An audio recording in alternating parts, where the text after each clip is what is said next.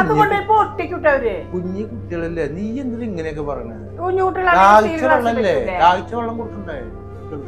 വെള്ളം കൊടുക്കുക. നിങ്ങൾ ഈ ടി വി നാളെ ചായ വെച്ച് കൊടുക്കുക, തന്നെ അവർ ഇങ്ങോട്ട് തന്നെ വരും. ഇവിടെ വന്നാൽ മാത്രമേ തന്നെ അവർക്ക് വെള്ളം തയ്ക്കുള്ളൂ. ഈ കുഞ്ഞു കുട്ടി എവിടെ പോയാലും വെള്ളം കുടിക്കണ്ട. അവർക്ക് വെള്ളം കുടിക്കണം. സ്റ്റീൽ ഗ്ലാസ് എടുത്ത് കൊടുക്കുക. കുപ്പി ഗ്ലാസ്സിൽ തന്നെ ചോദിച്ചാൽ അവര് വെള്ളം. നിങ്ങളാണെന്ന് അവരെയൊക്കെ വിടക്കാക്കുന്നത്. ഈ കുഞ്ഞു കുട്ടികളല്ലേ, ഈ സ്റ്റീൽ ഗ്ലാസ് കൊടുത്തപ്പോ എന്തുണ്ട്? തേഞ്ഞു പോകുന്നില്ലല്ലോ. നമ്മളെ പേരക്കുട്ടികളും വളർന്ന് ഇതാകും കൊടുക്കേണ്ട കുട്ടികൾക്ക്. എല്ലാ കുട്ടികളും ഒരുപോലെയല്ലേ.